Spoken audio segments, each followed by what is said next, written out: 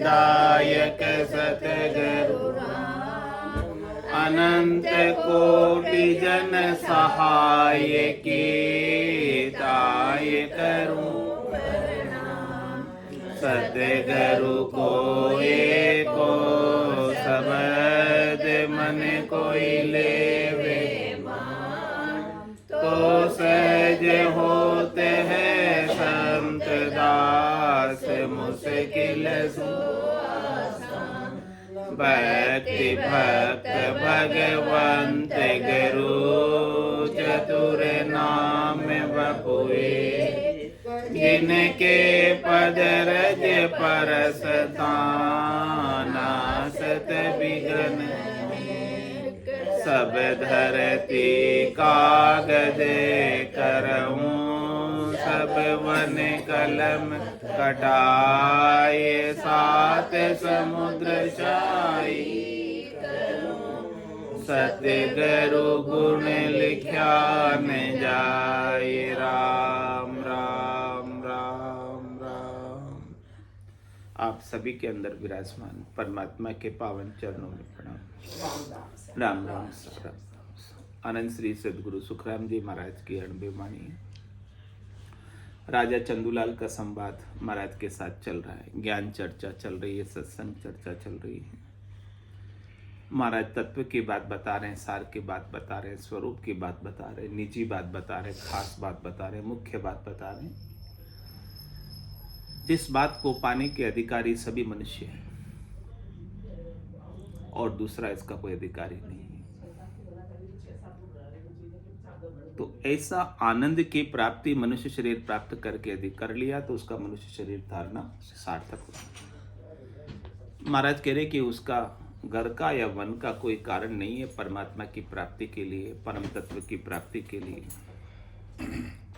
आप घर में रहते हुए भी, सब काम करते हुए भी, अपने कर्तव्य कर्मों का निर्वाह करते हुए, देव ऋण ऋषि ऋण पितृ ऋण सब चुकाते हुए अपने स्वरूप को प्राप्त हो सकते हैं। महाराज ने कई दृष्टांत दिए हैं और दृष्टांतों के द्वारा पुष्ट किया है। महाराज ने अम्बरीश का दृष्टांत दिया, महाराज ने विश्वामित्र जी का दृष्टांत दिया, वशिष्ठ मुनि का दिया, जांजूली ऋषि का दृष्टांत दिया, तुलाधार का दृष्टांत दिया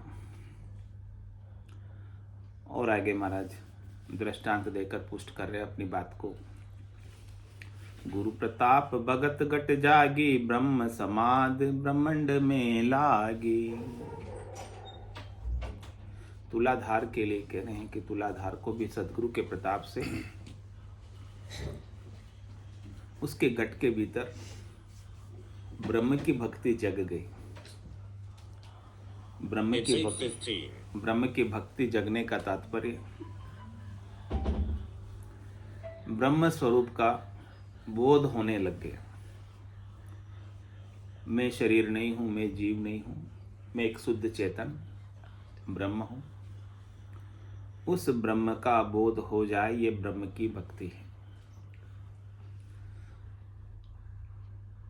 तो ये गुण साधनते नहीं हुई, तुमरी कृपा पाई कोई कोई। ये जो गुण है ब्रह्म होने का, जीव होने का गुण तो अपने आप आ जाता है। राम का रचा जीवड़ा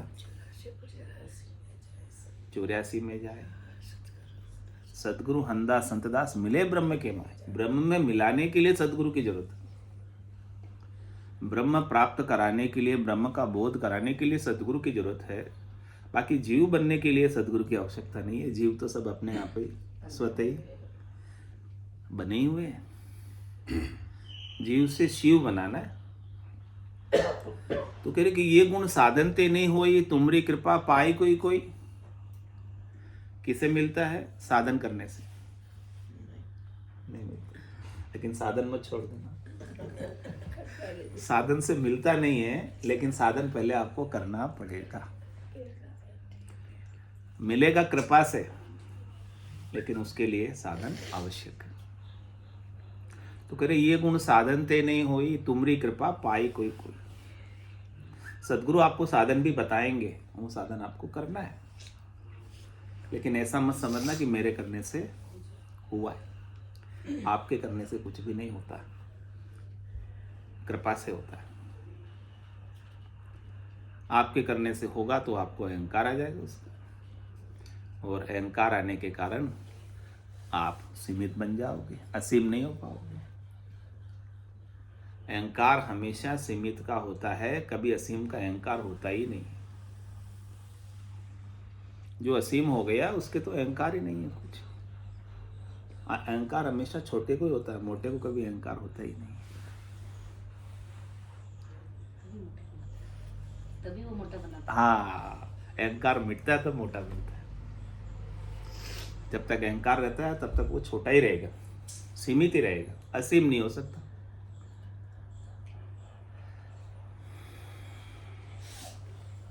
तो कह रहे कि गुरु प्रताप भगति घट जाएगी। ये ब्रह्म की भक्ति किसके प्रताप से जगी? सदगुरु के प्रताप से।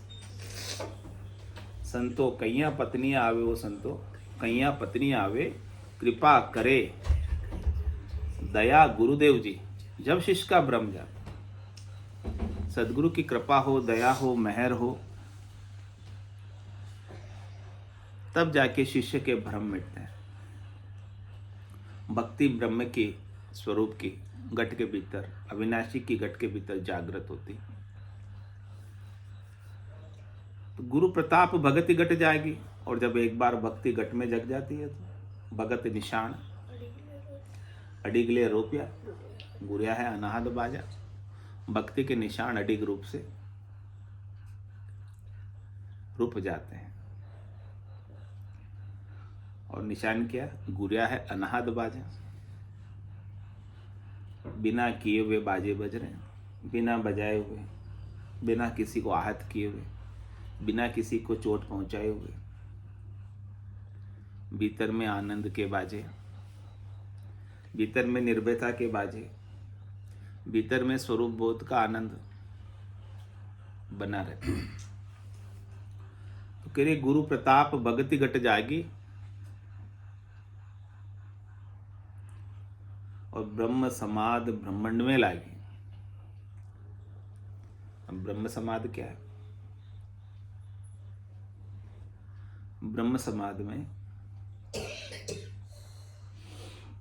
ब्रह्म के सिवाय दूसरा कुछ नहीं दिखता। जब वशिष्ठ मुनि ने दशरथ नंदन भगवान श्री राम को ज्ञान दिया था, तो उनके भी ब्रह्म समाध लग गई। और ब्रह्म समाध लगने के बाद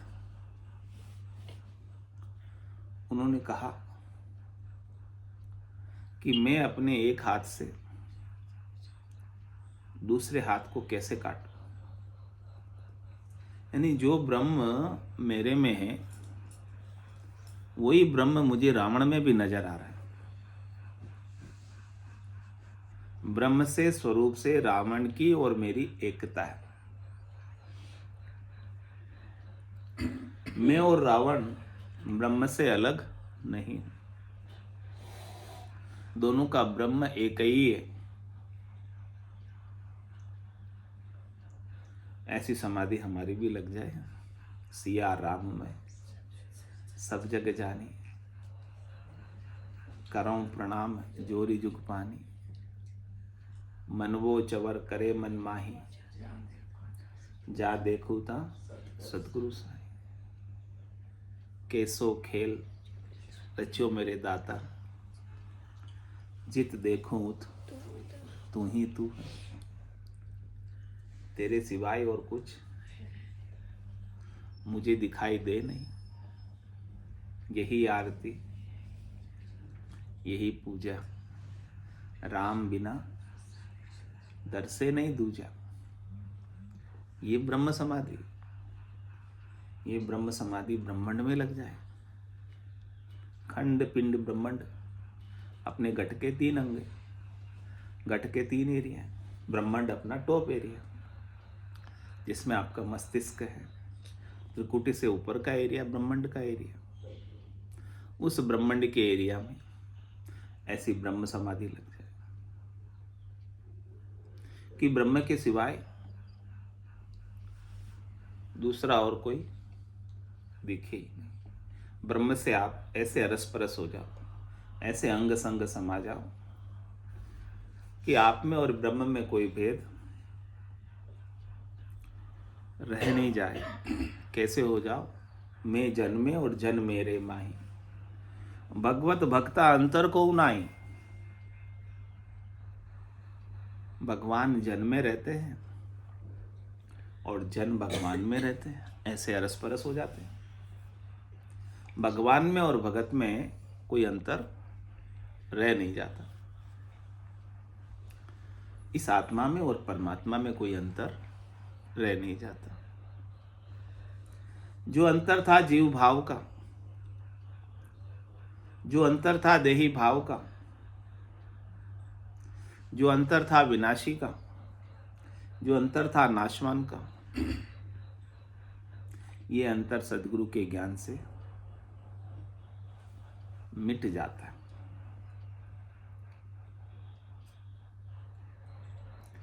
ये देही, ये मन, ये चित्त, ये बुद्धि, ये अहम केवल भासते, केवल प्रतीत होते, इनका वास्तव में ये होते ही नहीं। ये देही भी केवल भासती है, वास्तव में ये देही होती ही नहीं। यदि वास्तव में होती तो हमेशा रहती, चली क्यों जाती? छोड़नी क्यों पड़ती? खराब क्यों हो जाती? कमजोर क्यों पड़ जाती? क्योंकि इसका कोई अस्तित्व नहीं है, अलग से स्वतंत्र अस्तित्व नहीं है, इंडिपेंडेंट इंडिविजुअलिटी नहीं है इसकी।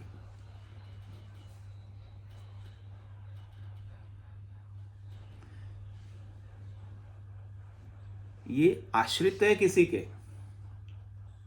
इसके आश्रय दाता परमात्मा है।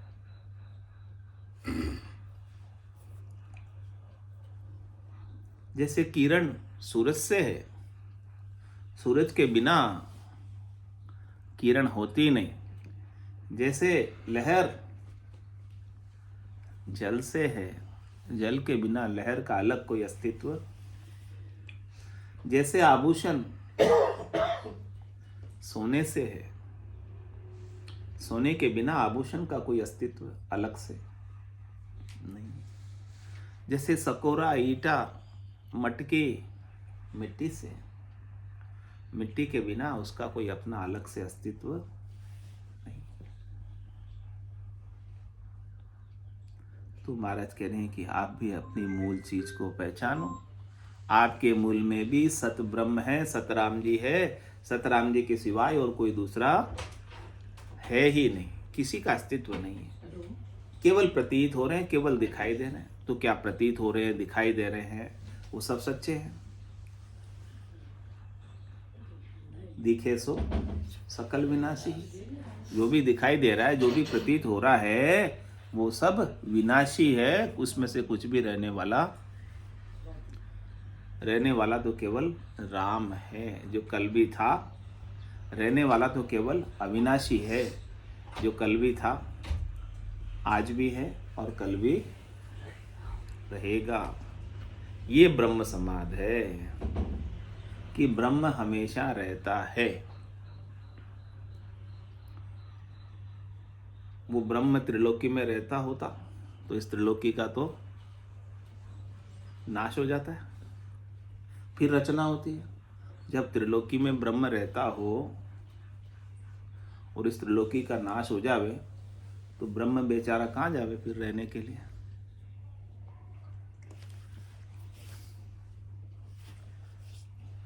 बेचारे ब्रह्म को जगह ही नहीं मिले रहने की, यदि त्रिलोकी में रहता हो तो। महाप्रलय में क्या होता है? हम लोग कहाँ जाएंगे? महाप्रलय में क्या होता है? त्रिलोकी में जाओगे और कहाँ जाओगे? यही रहोगे। केवल मिल गया तो चले जाओगे। ये ब्रह्म न कहीं आता है और न कहीं जाता है। जाता। ये त्रिलोकी ब्रह्म में रहती है, ब्रह्म त्रिलोकी में नहीं है। ये शरीर आपसे, आप शरीर में नहीं रह रहे हो।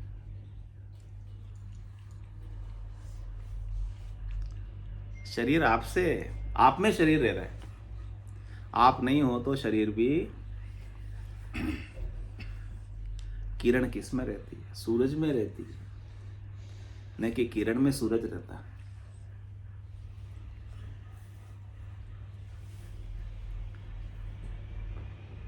लहर किस में रहती है? जल में रहती है। ऐसा ये पूरी त्रिलोकी, चौथा लोक, सब इस ब्रह्म में रहते हैं।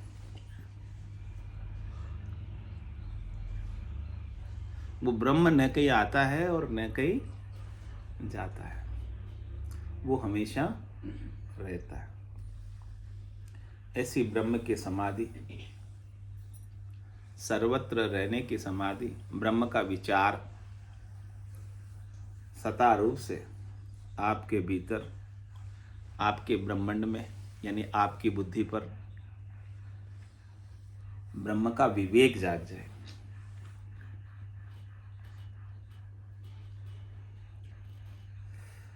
ये किसके प्रताप से जगती है? गुरु प्रताप भगति घट जाएगी। इसे सच्ची भक्ति कहते हैं। बाकी तो भक्ति भक्ति सब कोई कहे, भक्ति न जाने कोई। धादु भक्ति भगवंत की, देही निरंतर होय। इस देही में निरंतर क्या है?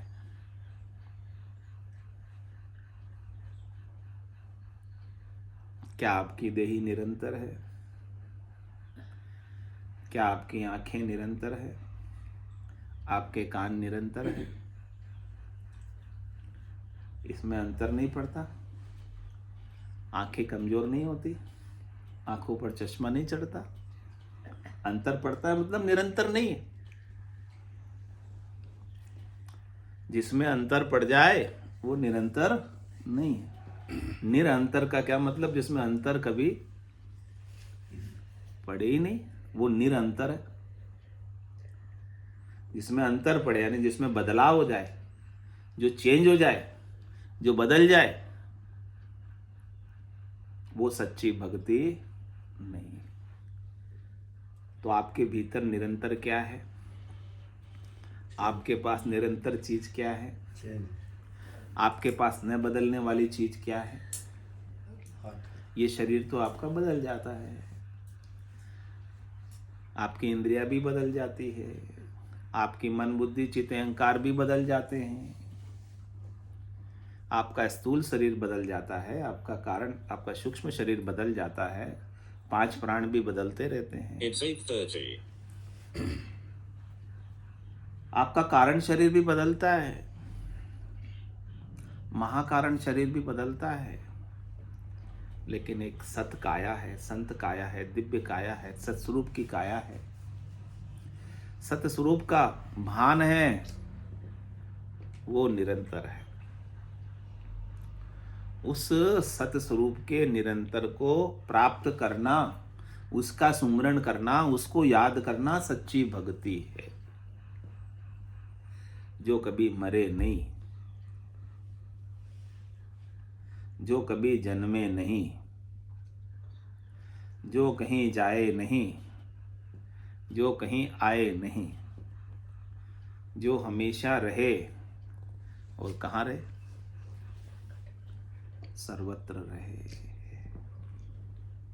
उसके बिना एक सुई की नोक की बराबर जगह भी खाली न रहे। ये पूरी त्रिलोकी भी उसमें है, चौथा लोक भी उसमें है, 5वां 7वां सब लोग, 14वां सब उसमें है, कोई अलग नहीं है उससे। उसको प्राप्त कर लेना, उसको अनुभव कर लेना, उसका आनंद ले लेना, ये सच्ची भक्ति है। गुरु प्रताप भगति घट जाएगी। ऐसी सदगुरु हमारे ऊपर कृपा करते हैं तो हमारी बुद्धि में जो विनाशी का भ्रम है वो मिटता है और ये अविनाशी की भक्ति जागती और ब्रह्म समाध ब्रह्मांड में लागी। और आगे महाराज दृष्टांत देकर समझा रहे, बहुरी सुनो एक कुरकुट राया ऋषि पुंडलिक जहां चला आया। एक कुरकुट राजा था जहां पर ऋषि पुंडलिक उनके महल में विश्राम करने आए। 68 तीरथ सबही कीना कुरकुट के घर बासा लेना। ऋषि पुंडलिक भारतवर्ष के चारों धामों में 68,000 तीर्थ करके आए और फिर कुरकुट राजा के घर एक रात विश्राम किया। जब बूझे तीर्थ को बासी, यहां से कोस किता गंग काशी।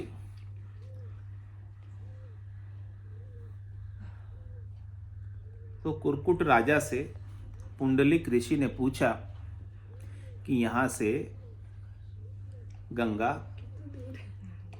काशी में जो गंगा है, आपके राजमहल से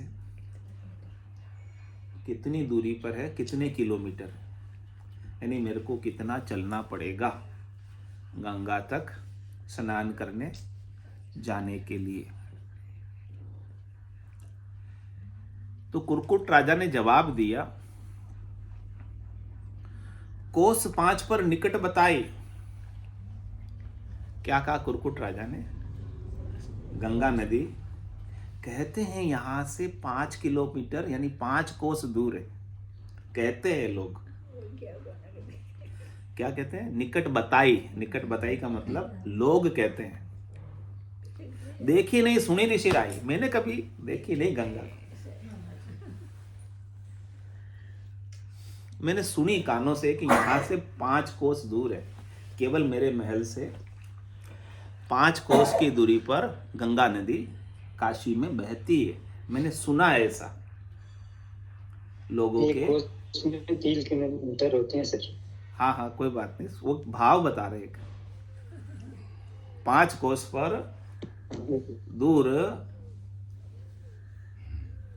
हमने ऐसी सुनी है लोगों के मुंह से।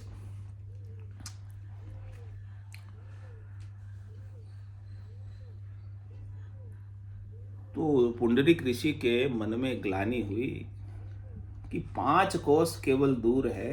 कह रहे हैं कि एक कोस में कितने किलोमीटर होते हैं ज्ञान जी? 3 किलोमीटर। 3 किलोमीटर बता रहे हैं, 2.5। ज्ञान जी बता रहे 2.5-3 किलोमीटर।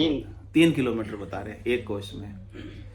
तो 15 किलोमीटर दूर हो गई, समझो 5 कोस बताई तो 15 किलोमीटर, यानी यहाँ से अपन मांडल जामे इतना दूर है, इतनी दूर पे है।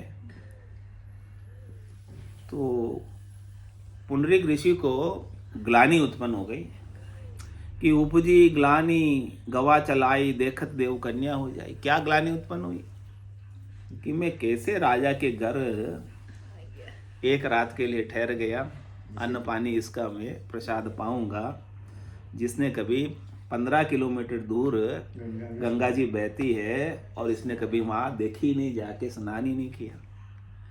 हम तो यहाँ कितने किलोमीटर दूर, 500-700 किलोमीटर दूर है अपने यहाँ से, तो चले जाते हैं हम कुंभ में भी। कितना 700-800 किलोमीटर तो होगा, 900 किलोमीटर। देखो अपन 900 किलोमीटर चल के चले जाते हैं, और राजा के केवल महल से 15 किलोमीटर दूर थी तो भी वो वहाँ पे स्नान करने नहीं गया, और हम तो यहाँ से चलकर भी चले जाते हैं। भीड़ को सहन करते हुए, भगदड़ को सहन करते हुए दिल्ली स्टेशन पर भी 63 करोड़ आदमी गया। हाँ, 63 करोड़ आदमी थे, सब चले जाते हैं इतना कष्ट सहन करके। और राजा के घर से 15 किलोमीटर दूर थी, फिर भी वो, आप देखो कितना बेवकूफ राजा है। ग्लानि हुई ना पुंडरीक ऋषि को, बोलो कैसा बेवकूफ राजा है। मैं तो वहाँ दर्शन, हाँ, मैं तो इतना 68 तीर्थ नहा के आया, इस राजा के घर विश्राम के लिए कह रहा है कि मैंने तो सुनी है भाई, देखी नहीं, कभी दर्शन नहीं किए गंगा जी के मैंने। किसके घर ठहर गया, किससे पाला पड़ गया मेरा।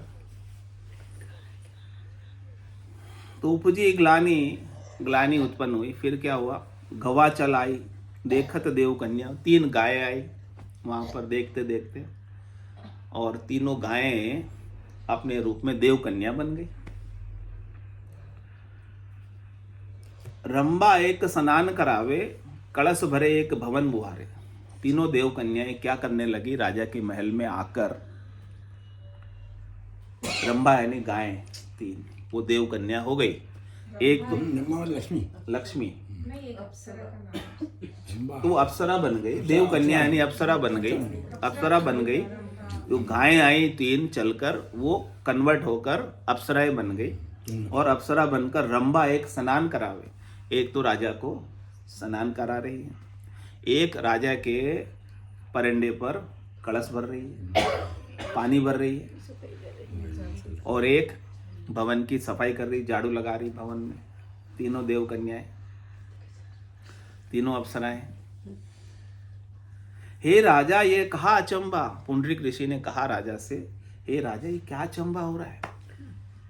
पशवा जूण भई कुण रंबा, जो पशु झुंड में थी, गायें थी, मैंने गायें आते हुए देखा, ये अप्सराएं कैसे बन गई, देव कन्याएं कैसे बन गई, क्या हो गया ये। कुरकुट कहे इसी को बूझो, तुम हम नहीं और कोई दूजो। कुरकुट राजा ने कहा, तुम इन्हीं से ही पूछ लो, आप और हमारे सिवाय तीसरा तो और कोई है नहीं जिससे पूछने जाए। या तो मैं हूं, या आप हो, या ये 3 देव कन्याएं हैं, अप्सराएं हैं, जो गाय से अप्सराएं बन गई। इनसे ही पूछ लो आप कौन कौन है ये। जब ही ऋषि बूझे प्रसंगा, में काशी गोदावरी गंगा। तीनों देव कन्याओं से पूछा गया, तो तीनों देव कन्याओं ने बताया कि मैं काशी हूं, मैं गोदावरी हूं, मैं गंगा हूं। तीनों देव कन्याओं ने कहा, अपना परिचय दिया।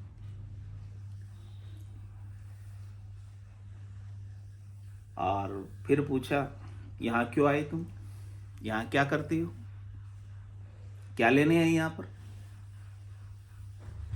यहाँ आकर तुम राजा के घर में क्यों सेवा करती हो, क्यों स्नान कराती हो, क्यों परंडा भरती हो, क्यों झाड़ू पोछा लगाती हो, यहाँ आकर क्यों करती हो, क्या करती हो तुम। करे दुनिया पाप करे मोई राले, पशुआ जून वर्ण भई काले। दुनिया वाले पाप करते हैं और मेरे यहाँ आकर स्नान करते हैं, और स्नान करने से सारे पाप हमारे अंदर आ जाते। इसकी वजह से हम पशु योनि में आ गए और हम काली हो गई। पाप सब काले रंग के होते ना, पाप सब रात में किए जाते हैं। तो दुनिया पाप करे मुही राड़े, हमारे अंदर छोड़ जाते हैं लोग, हमारे अंदर उतार जाते हैं पाप स्नान करके। तो पशुआ जूण, इसी के कारण से हम उनके पापों को हम भोग रहे हैं, दुनिया वालों की। पशु योनि किस लिए मिलती है, पापों को भोगने के लिए। देव योनि किसके लिए मिलती है, पुण्यों को भोगने के लिए। तो हम पशु योनि में रह रहे हैं, दुनिया वालों के पापों के कारण दुनिया वाले हमारे अंदर पाप सब स्नान करके यहाँ पर छोड़ जाते हैं। तो पशुआ जूण वर्ण बेकार, इसलिए हमारा रंग भी काला हो गया पापों के कारण। दुनिया वाले तो स्नान कर करके गोरे होके चले गए और हमको काला करके गए, हमको प्रदूषित करके गए, हमको गंदा करके गए। तो हम यहां क्यों आएंगे फिर। कह रहे हैं कि ए हरिजन परमेश्वर पूरा। राजा कुरकुट क्या है, हरि के जन, भक्ति करने वाले जन है, पूरे परमेश्वर है। इनमें और परमेश्वर में कोई अंतर, जिनगट सुमिरन राम को ते नर मुक्ता जान, ते नर हर अंतर नहीं नानक साची मान। जिनके घट में स्वरूप का बोध हो गया, जिनके घट में सतराम का सुमरण हो गया, वो पूरा परमेश्वर हो गया, परमेश्वर हो गया। तो कुरकुट राजा को जो राजकाज करता था, उसको भी सदगुरु की कृपा से ऐसे स्वरूप का बोध हो गया, स्वरूप का भान हो गया, सत का बोध हो गया, अविनाशी का बोध हो गया। तो कहा कि ए हरिजन सच्ची भक्ति करते हैं, ये स्वरूप में स्थित रहते हैं, इनकी स्थित प्रज्ञता है, इनकी प्रज्ञा, इनकी बुद्धि स्वरूप में स्थित रहती है। ए हरिजन, इनको कोई चाहना नहीं या चाह, इनको कोई कामना नहीं, इच्छा नहीं, वासना नहीं, आशा नहीं, तृष्णा नहीं, मनोरथ नहीं, मनोकामना नहीं, संकल्प नहीं, विकल्प नहीं, दुनिया वालों की तरह। ए हरिजन परमेश्वर पूरा। जिसको कामना हो, इच्छा हो, वासना हो, आशा हो, तृष्णा हो, मनोरथ हो, मनोकामना हो, वो कभी पूरा हो सकता है?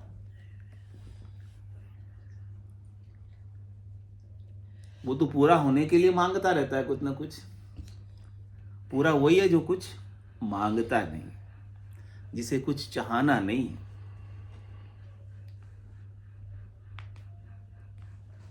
तो जिसने स्वरूप का बोध किया वही पूरा हो सकता है। जो अभी तक देही बना हुआ है, जो अभी तक जीव बना हुआ है, उसकी तो देही और जीव के सुखों के लिए कुछ न कुछ कामना लगी रहेगी, बनी रहेगी। स्वरूप के बोध के बाद ही पूरे हो सकते हो, बिना स्वरूप के बोध के मंगते ही रहेंगे। तो कह रहे ए हरिजन परमेश्वर पूरा। ये कुरकुट राजा क्या है? हरि के जन है, और ये हरि से मिले हुए, यानी हरि में ऐसे मिल गए अरस परस कि अब उनको कोई अलग इनसे कर नहीं सकता। जैसे बूंद मिली सागर में, पकड़ सके क्या कोई कर में, अब इसे कोई न्यारा नहीं कर सकता। ए हरिजन परमेश्वर पूरा। ऐसे हरिजन के, ऐसे पूरे परमेश्वर के जो देह में रहते हुए विदेही रहते, जिनका देहाध्यास बिल्कुल नहीं, दर्शन किया पाप हुए दूरा। ऐसे हरिजन के, ऐसे भक्ति करने वाले जन के दर्शन मात्र से, उनके ओरे में जाते ही, उनके आभा मंडल में जाते ही हमारा मन भी शुद्ध हो जाता है, हमारे मन के विकार भी शांत हो जाते हैं। हमारा क्रोध, हमारी जलन, हमारा राग, हमारा द्वेष, हमारी तेरी, हमारी मेरी भी समाप्त हो जाती है, जिनके दर्शन मात्र से। तो हम यहाँ क्यों आती हैं? ऐसे पूरे परमेश्वर के, ऐसे चलते देवल के दर्शन करने आते हैं। चलता देवल पूज प्राणी, माए बसे राय जादो रे। पाहण देवल झूठ बिन जेतन, जाको पूजे आंधोरे। हम ऐसे पूरे परमेश्वर हरिजन के दर्शन करने आती है। तीनों नदियां, तीनों देवियां। It's 8:45. ए हरिजन परमेश्वर पूरा, दर्शन कुए पाप हुए दूरा। ये पाप हमारे नहीं है। किसके पाप हैं? दुनिया वालों के। लेकिन हमारे ऊपर डाल गए, अब हम क्या करें? हमको भी तो कुछ न कुछ इसका इलाज करना पड़ेगा। तो हम हमारे डाले हुए पापों को दूर करने के लिए ऐसे पूरे हरिजन के हम दर्शन करने रोज आते हैं। रोज हम सत्संग में आते हैं ऐसे, तो रोज आते हैं सत्संग में, तो रोज हमारा मन ठीक हो जाता है, हमारे विकार दूर हो जाते हैं। इन नदियों को भी रोज आना पड़ता है ऐसे हरिजन के दर्शन कर। बोलो राम सद्गुरु देव जी महाराज धन्य हो परम दयाल सद्गुरु सुखराम जी महाराज धन्य हो अनंत श्री सद्गुरु सुखराम जी महाराज के ज्ञान सत्स्वरूप भगवान में केवली भगवंता में जीवा तारण जहाज में मोक्ष के मालिका में अनंत कोटि संतान में राम सभा में राम राम सा राम राम सा राम राम राम राम राम।